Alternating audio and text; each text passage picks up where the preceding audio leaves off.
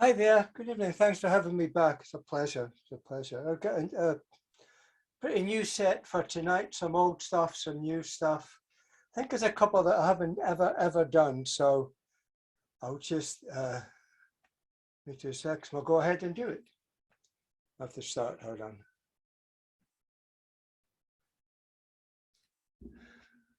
Not working, so I'll do it this way.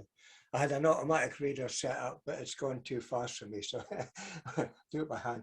Right, this first one's called Empty Except For.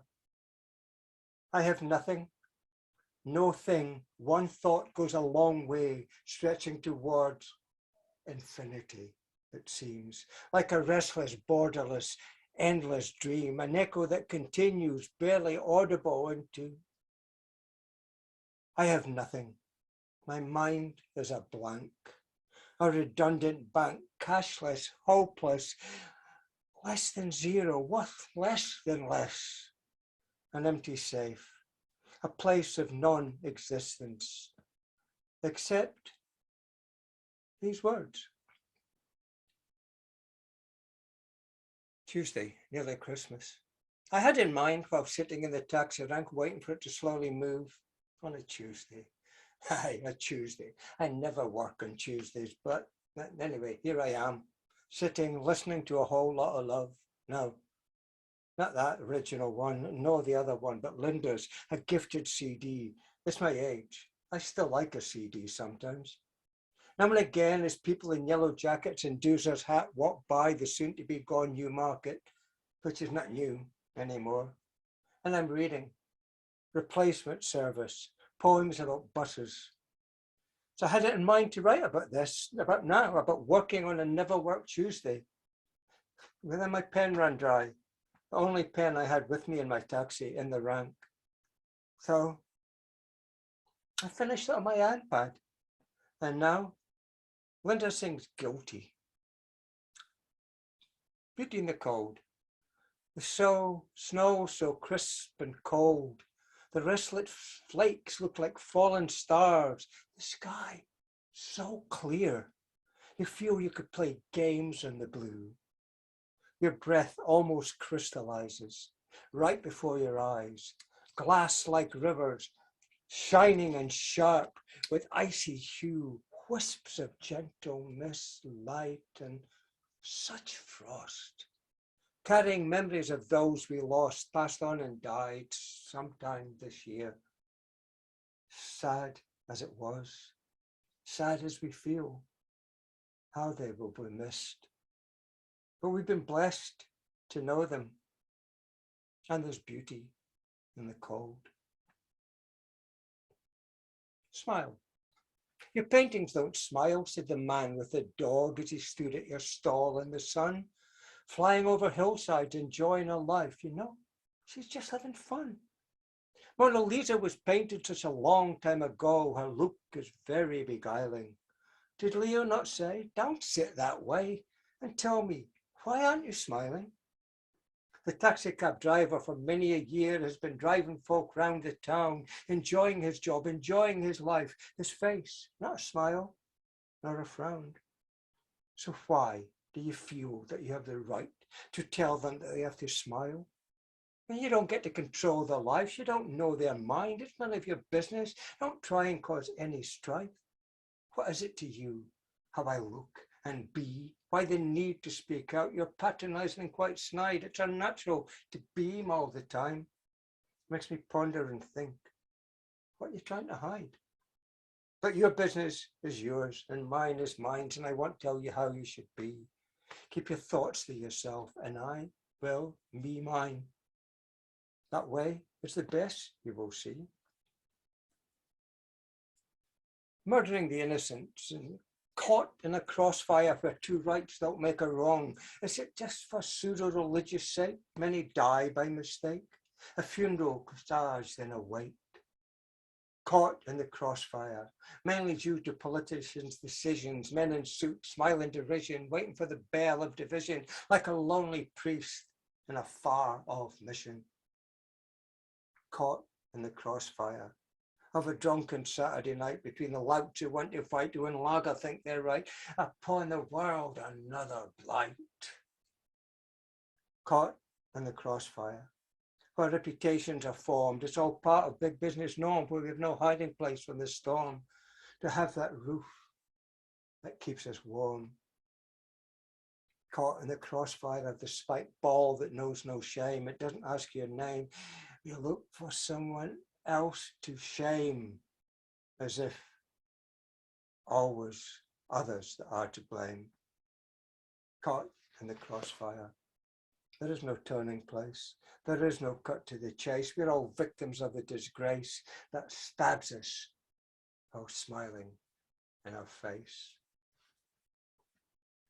And this one was written just the other week for the current crisis in Ukraine, called Sunflower Seeds. There is truth, always truth. It may not be my truth, it may not be your truth, but it's someone's truth. And the men of age and of youth are standing in the streets with yellow bands on their arms, yellow bands of plastic, waiting for their boxers to get home, waiting for the students to get home, waiting for the husbands to get home, who will then put them on and stand too in the streets, ready to put sunflowers in the seeds, in the pockets of the men in the pay of the madman, the man from the north who is as demented as Trump in ideas, but has criminals as friends and has no end game, no shame. But no one gets too close to him, keeping further apart than COVID rules. Suffering fools obey his every word. But the people on the streets, in every street, rise up and shout, despite the bombs, despite the tanks, shout the words, little Dick, little Dick. And mourn the dead soldiers who told their killers to fuck off. And praise the lady with sunflower seeds in her hand. But the truth is her land is no place for invaders from a foreign land. Called wishbone. Hold a bone, maybe with your little finger, the same finger that you make a pinky promise with. Pull it, make a wish. Hush, do not speak out loud your thoughts or your wish will not come true. The pinky in these things is an important digit, holding you to your words, holding in your words. But 3 fingers away is another finger, one that is more important, one that is misused. And it's rude to point, but point we do, and I would like to point out to you, especially you, the badly trained American cop, the one who blows his top whenever a black person crosses his path. This finger, this trigger finger, moves too quick, quicker than his thoughts, or responds to anything not white, be the victim child or serving soldier. Cops' lies are getting bolder, no value in their life. So take the wishbone in your finger. Let it wish be for the bad cops to be better trained and to start realizing, using their brains and realizing a gun is not a taser. Even now, after everything, it's a story of a Daily Mail reader. Surprised? Not I. Even after all the lies you told, the stories you made up, the accusations that were thrown about, the fake pictures you were aware were created to ruin some person you never knew.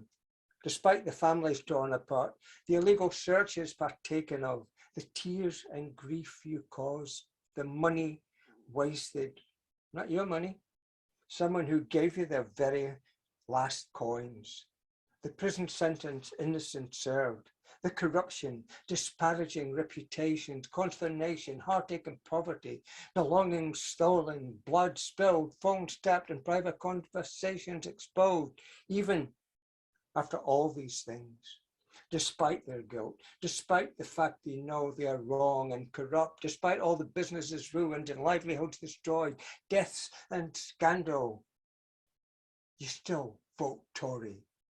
You are lower than the lowest. Tory, be it red or blue, you never say what you will do, only say you will stop others doing what they say they will do. They steal ideas they had, the one you said were bad. You haven't got a clue. I never do trigger warnings. It's not my style. I was young. A young boy, maybe 13, 14, too long ago to remember.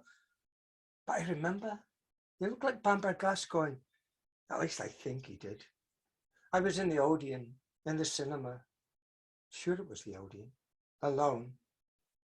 I like being alone. I have no idea what the film was, even though I saw it to the end. I was young. I was shy. I was scared. He sat next to me.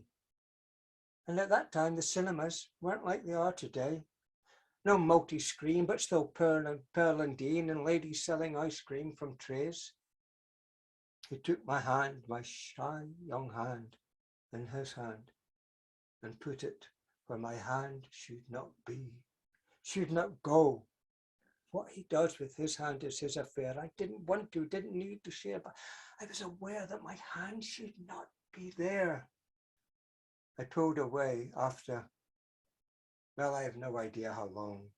It wasn't long, although it probably felt like forever. I got up, moved away, hurried away, scurried away. I was shy. I was scared. But I knew I should be there, and he shouldn't be there. He shouldn't be doing that to me, to anybody. I sat at the back in the dark, too afraid to leave, so I waited until the end, then left with a crowd, the silence so loud, and fled into the night. I ran down Main Street, halfway down Main Street. Main Street is a mile long. I ran for my bus, sat upstairs in the bus, and still scared, still aware, still shy. But looking around, I got home, safe but not sound, got off the bus, ran into the flat, went straight to my room, still scared, still shy. Did I cry? I don't know. It was a long ago. I knew though. I looked out the window through curtains half shut to see if he followed. Got off the next bus. He didn't, not the one after that. I was safe in my flat. So I must have gone to bed and buried it in my head, forgetting the pain, but not feeling shame. I was never to blame. It's a fact, not a claim. But his hand, my hand, and my hand is my hand, and his hand was his hand, and his hand should have been nowhere near mine. Thank you.